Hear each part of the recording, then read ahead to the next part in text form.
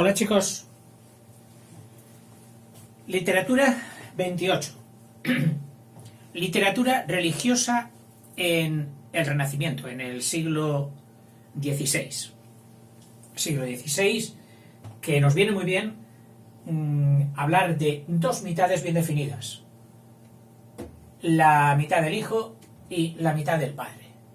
La literatura religiosa tiene su mayor esplendor durante la del Padre. ¿Por qué? Pues en parte porque como él cerró las fronteras ideológicas con la Reforma Protestante, se enganchó a la idea de ser el protector, el caballero de la religión católica en el mundo. Con el Papa, si el Papa quería, hacía migas con él, dice, los dos juntos llevaremos la palabra de Dios y la religión por el mundo entero. Pero si el Papa no quería, era igual. Era Felipe el que seguía pensando que él era el elegido por Dios para vigilar la fe, para vigilar la cristiandad, la expansión de la palabra del Evangelio. Vamos a ver. En realidad, toda esta literatura religiosa está centrada, más que centrada, yo diría, activada por un filósofo muy potente, Erasmo.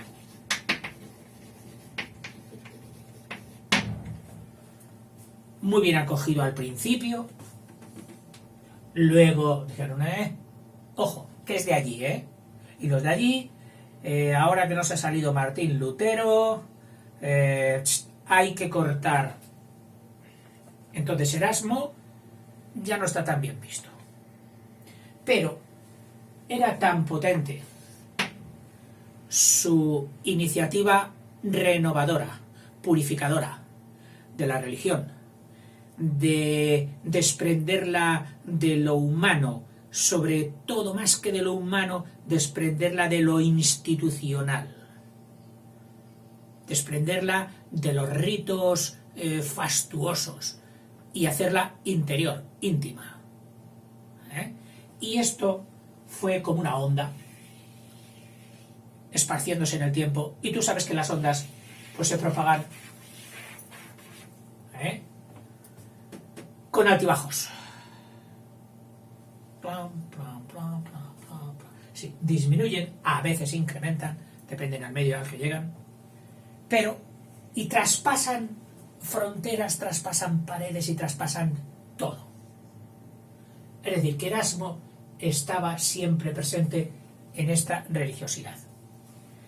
Ya, como precedentes de esta explosión de literatura religiosa que va a haber aquí, podemos ver en el reinado de Carlos V dos hermanos, los hermanos Valdés, que por cierto eran mellizos, Alfonso y Juan,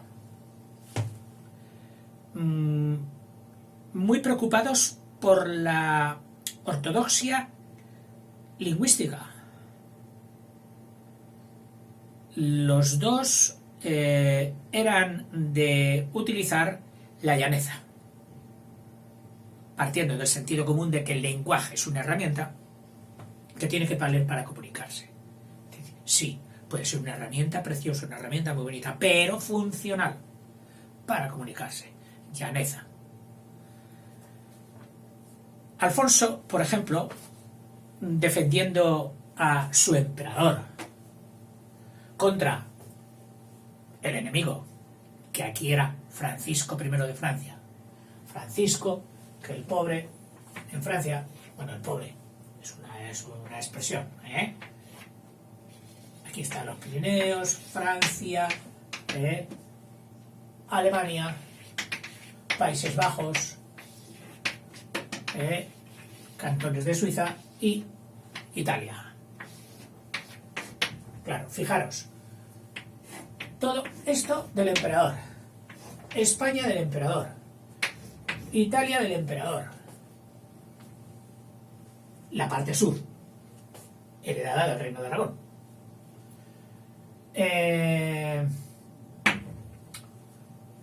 Y aquí el Papa.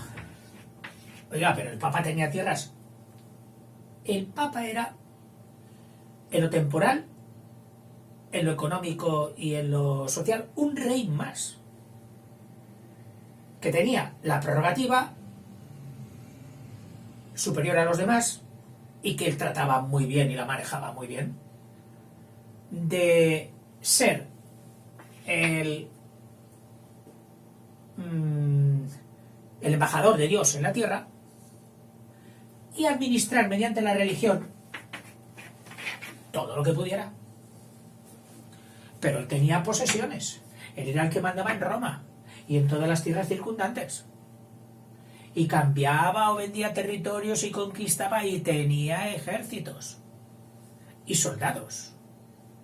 No como hoy, que tiene una soldadesca representativa, pero que ya tuvo importancia en aquella época. Bueno, entonces Francisco I aquí se quedaba. Luego veremos que Felipe II incluso trata de aislar a Francia mediante uniones con Inglaterra que no le salieron muy bien. Pero bueno, nosotros a lo nuestro. Es que claro, dirás, ya está haciendo digresiones, pero es que meterte con la religión en este siglo está todo en función. No se puede separar nada del hecho religioso. Bueno, pues de los dos hermanos Valdés, Alfonso defendiendo a Carlos V contra Francisco, quita hierro a una guerra y un acontecimiento histórico muy curioso que pasó en aquella época de Carlos V, a mitad de reinado. Y se le ocurre a Clemente VII, el Papa de entonces, uno de los papas de entonces, celosillo de que el emperador estuviera cogido tanto poder, y empieza a hacer flirteos con Francisco. ¡Buah! El emperador, con sus tropas, viene aquí al norte de Italia con una soldadesca y ejércitos compuestos por alemanes y españoles, y zas, palizan aquí al milanesado, y por circunstancias no llegó el dinero para la soldadesca. Y entonces los soldados le dijeron al duque de Borbón: señor duque, necesitamos esto. Hombre, esperad, no, necesitamos. Así que nos vamos siguiendo la conquista, venga, para Roma. Entran en Roma, y el Papa, que lo vio, o que ya le habían mandado emisarios, preparó pues todos sus soldados, los guardias suizos, que ya estaban entonces, fijaos, si es antiguo. Entró la soldadesca española y alemana, conquistaron Roma, y ¿qué hicieron? Saquearla. Hubo muchas muertes. Fue curioso la defensa que hicieron los soldados suizos en la escalinata misma del Vaticano, para que el Papa no fuera prendido, porque lo habrían apresado. Eso sí. Murieron muchos. Es una fecha histórica para la Guardia Suiza. Bien, el Papa se salvó por los pelos, porque había un pasillo secreto y subterráneo entre el Vaticano y el famoso castillo de Sant'Angelo, que es ese castillo que has visto redondo, en forma de cilindro gigante, a la orilla del Tíber, a la orilla del río. Y allí se parapetó bien y no pudo ser. También ocurrió en parte que el duque de Borbón, que era el que tenía los respetos de los soldados, lo respetaban, murió aquí en ese hecho. Le dieron un arcabuzazo, que la gente moría. Un arcabuzazo o un cañonazo, me parece que fue una pierna, y murió. Y entonces los soldados, al ver que no estaba aquel al que tenían respeto a eso, acamparon por sus anchas y dijeron aquí a por todas. Solo se salvaron, me parece, de ser hasta las iglesias fueron saqueadas. Solo se salvaron de ser saqueadas las iglesias españolas que había en Roma, que todavía algunas siguen estando en Roma, pero son españolas, como la famosa de Santa María.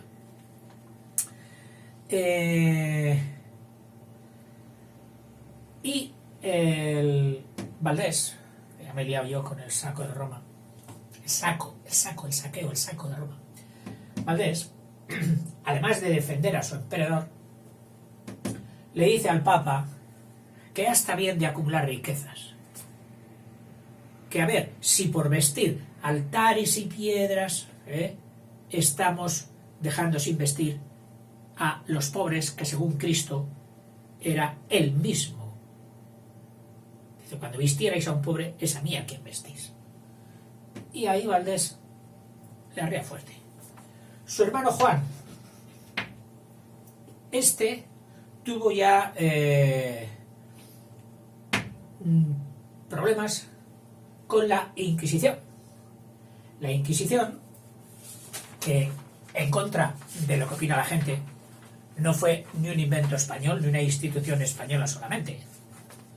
Ya en el siglo XII, es decir, 1100 y pico, se estatuyó en Francia, en el Languedoc, para tener a raya a los herejes cátaros.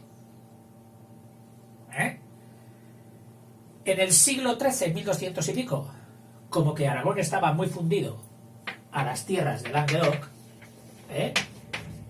se estatuye también en Aragón.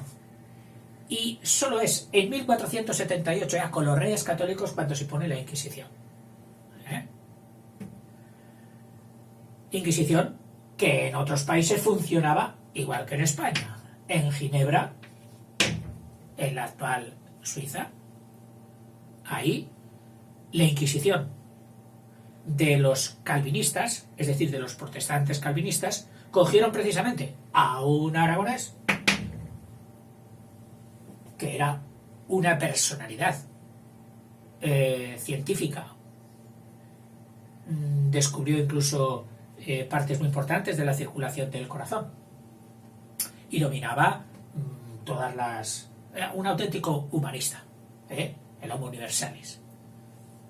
Y lo quemaron en la hoguera por hereje, porque decía que negaba la Santísima Trinidad. Quemado en la hoguera. En la Inquisición española puede que ocurriera esto alguna vez, pero en ningún caso tan relevante en la historia de los científicos que pudo matar la Inquisición, como el caso de Miguel Servet en Ginebra.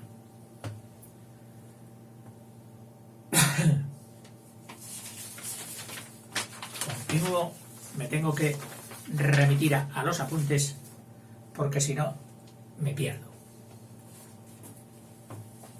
Desde luego, vaya pizarras más elegantes que me salen. Menos mal que vosotros sois más ordenados que yo. Y seguramente que si tomáis apuntes, serán bastante más ordenados que los míos. En la literatura religiosa hay dos pasos importantes que conviene distinguir, que son la ascética y la mística. La palabra ascética, asceta, es el que trabaja duro, el que trabaja fuerte, en griego. Era el que trabajaba duro y fuerte por conseguir algo. Era un atleta. Y el místico era el iniciado. ¿Iniciado en qué? En las técnicas tal, en los conocimientos de tal, Es decir, alguien que ya había entrado en posesión de unos conocimientos no comunes al resto de la gente. Eso se dice, sí, ella está iniciado en tal cosa, iniciado en tal otra. Que de ahí viene también la palabra misterio. Bien. ¿Y qué es la estética? Pues es el camino que tiene que recorrer el alma humana mediante el esfuerzo personal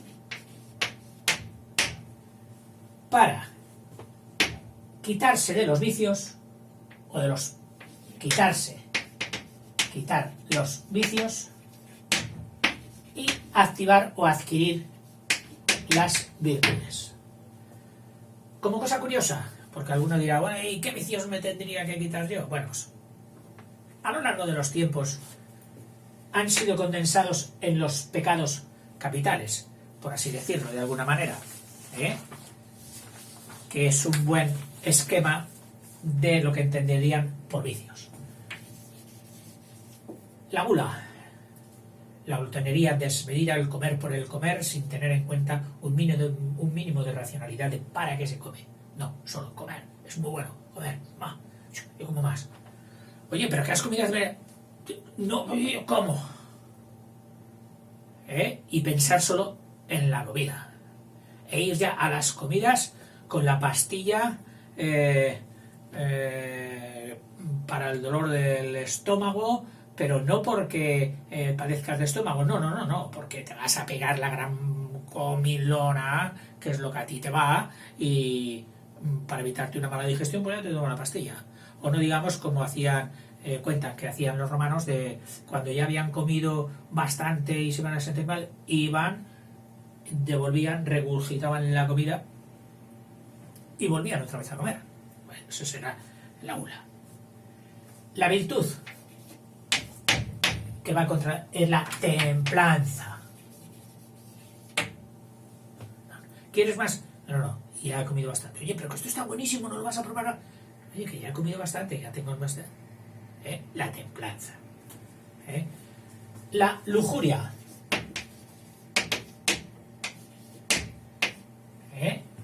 Una actividad desenfrenada del apetito sexual. Solo por deseos no controlados, y pues hacer el acto sexual con quien pilles y a lo que sea, es decir, sin tener en cuenta sentimientos morales, éticos, familiares, ni nada. Vivir solo para el sexo. Eso sería la lujuria. Contra ello, pues estaría la virtud de la abstinencia, el control, saberse abstener en determinados momentos, etcétera, etcétera. La avaricia, el querer más por querer más, afán de riquezas. Sí, yo más, no, esto, bueno, que no es para disfrutarlo, solo es por tener más. Contra esta estaría la generosidad. Oye, pasa, sí, siéntate, hombre, come. ¿Quieres más? Oye, saca eso que tenemos. La generosidad. Mira, toma, esto que me han regalado o esto que te va a servir muy bien, toma. ¿Qué te debo? No, para ti. La generosidad. La ira. Esa rabia incontenida. Te mato. Calma. Es que fulano es muy irascible. Oye, pues que se tome la tira. Ten cuidado porque en esos momentos. Contra la ira, pues todo lo contrario. Deja, hombre, pero ¿tú ves cómo te estás poniendo y no te quedas igual? Tranquilo, paciencia.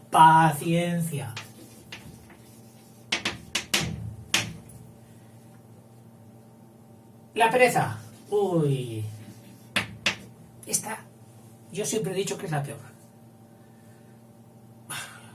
Oye, ahora vamos a hacer espera, ya lo haré mañana. Sí, siempre dices lo mismo mañana. Oye, ahora me vas a hacer. No acometer. siempre hay que esperar. Nunca es el momento de esforzarte, de levantarte del sofá, de levantarte del sillón, de levantarte de la cama, ¿pero no has hecho eso todavía? Mamá, ya lo haré. ¿Las 12 de la noche no has hecho los deberes? Ay, mamá, es que ahora me voy a poner, ya los haré mañana. Mira, mañana madrugo. Mañana madrugo, ya. ¿Que te levantas que te... Mamá, bueno... Pereza. Bueno, pues contra la pereza está la diligencia. ¿Dónde vas ahora? Ah, no, voy a hacer esto que te... ¿Ahora, a estas horas? Sí, porque si no, mañana tal... Oye, ¿y no te cuesta? Mira, oye, todo cuesta, pero hay que hacerlo. Es decir, estar pronto para hacer las cosas, contrario del perezoso. La soberbia. Hay quien dice que esta era la peor, porque creerse Dios. Yo sé más que nadie y más que todos. Soy un portento. El resto del mundo son unos mentecatos. Y quita, vas a que ya voy yo. Y soberbio. Contra la soberbia, la humildad, que según Santa Teresa, que la vamos a estudiar muy pronto, decía que era la verdad. Frase muy profunda. Seguimos. Y por último, la envidia, que hay quien dice que no es un vicio, que es una enfermedad. Porque es una animadversión, un tener rabia al otro, por lo que es, por lo que tiene. Yo también lo quiero tener.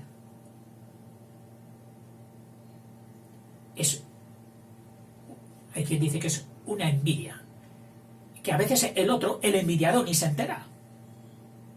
Por eso dicen que es el único pecado que ya en sí mismo tiene la penitencia, porque lo sufre. Ay, y ahora encima le ha tocado la lotería. Y contra la envidia estaría la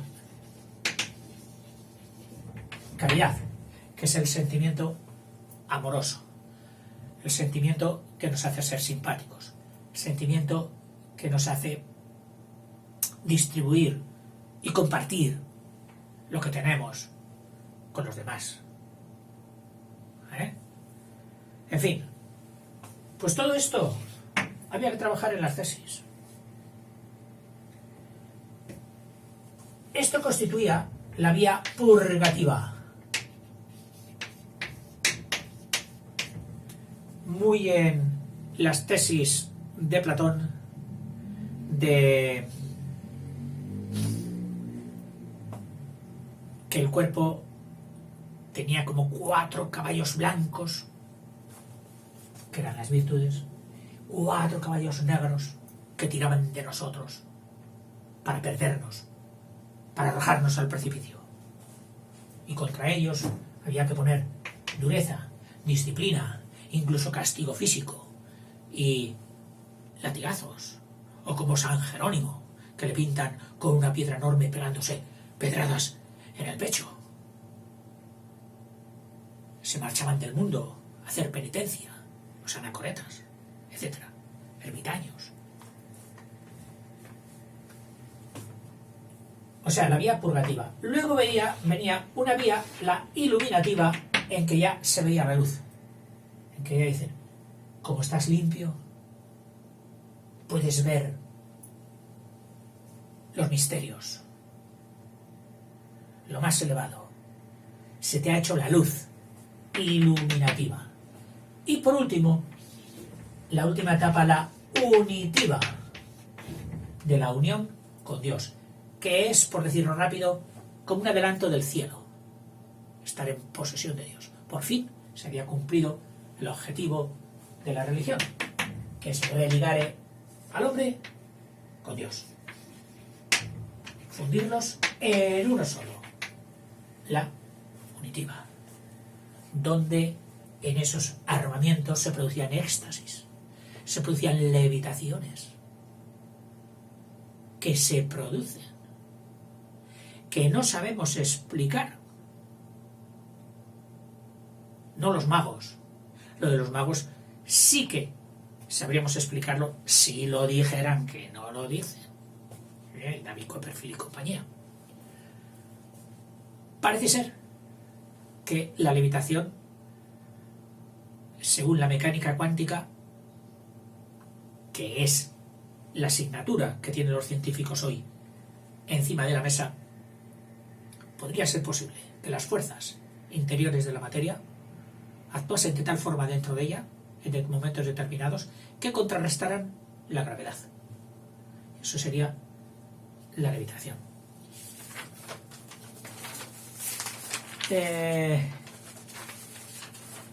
Bueno, en la historia de España no había habido mística. En otros países, Alemania, Italia, Francia, etcétera, sí. Cuando el cardenal Cisneros, que era como el sustituto de los reyes católicos, siempre que estaban impedidos, porque se moría la reina, ¿quién fue? El cardenal Cisneros. Se marchaba el rey, el cardenal Cisneros. Juana la Loca no podía mandar, se muere Felipe el Hermoso, el cardenal Cisneros, es decir, el sustituto. El cardenal Cisneros, echando un pulsillo también al Vaticano, logró arrebatar al Vaticano el control del clero. Dijo, no, a los curas son españoles, y si son españoles los vamos a mandar en España. Pero son curas y los quiero mandar yo desde Roma. Bueno. Aquí también les mandaremos bien. Y él se hizo con la sartén por el mango del clero español, para determinar a quienes hacían obispos, a quienes no. Si tú les harás obispo, pero será a quien yo te proponga. Esto ya en aquella época. Pues con aquella revolución de Cisneros, al meter en el control a muchos clérigos que llevaban una vida disoluta, ya se habían casado, tenían hijos y todo, y él les dijo, no, por aquí no vayamos. Ahora vais a tener el vigilante más cerca. Antes lo teníais muy lejos en Roma, no se enteraba, ahora lo vais a tener aquí. Y eso no se puede hacer. Entonces hubo un movimiento de traducción de los ascetas y de los místicos extranjeros. En España hizo furor Tomás de Kempis, con un libro muy famoso que es De la imitación de Cristo. Un librito pequeñito, pero todo miga. Extraordinario. Bueno, para aquellos que quieran leerlo o quieran entenderlo. Muy duro. Propone metas muy duras para los ascetas. En la primera mitad, el estilo, en la primera mitad del Perete Carlos V, el estilo, pues era el estilo literario usado en la literatura religiosa, era más bien llano, porque se pretendía hacer catequesis, es decir, instruir al pueblo. Sin embargo, en cuanto pasamos a Felipe II, que ya serán los místicos, Santa Teresa y San Juan de la Cruz, mientras nos hablan de ascesis, sí, hablan llano, pero cuando se meten en la mística, ya parece que nos digan, es que esto de esa unión con Dios es tan especial, tan místico, que no lo vais a entender, que no sé cómo explicarlo. Y ellos mismos no sabían cómo explicarlo, y entonces recurrían pues a las comparaciones, que son las metáforas, las alegorías, los adjetivos, etcétera, etcétera, que es lo que abunda más en la literatura mística. Y como autores ya, y seguramente que me habré dejado cosas, pues decir que además de Fray Luis de Granada, que escribió la guía de pecadores, arrepentíos y mirad lo que tenéis que hacer, os voy a proponer un programa, pues entran los dos grandes, Santa Teresa y San Juan de la Cruz, pero estos merecen vídeos aparte. Bueno, en fin, un tema interesantillo. Hasta luego.